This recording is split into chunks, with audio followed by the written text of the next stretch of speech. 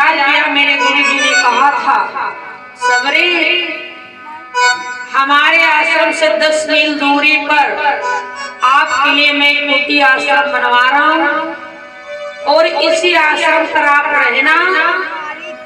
आपको भगवान स्वयं आएंगे दर्शन देते, कहीं पर जाने की जरूरत नहीं। सबरी मैया की पावन कथा बड़ी विचित्र है, बड़ी विचित्र है। तो भगवान के प्रति प्रेम कितना है। अब सबरी के मन में रोज ये आता है कि गुरु जी ने कहा तो आएंगे प्रभु जरूर आएंगे। तो भावना बनी, अगर आ गए राम तो मैं धन्य हो जाऊंगा। बातों बातों में हर रोज सोचती है कि मेरी झोपड़ी के भाग्य जाग जाएंगे राम।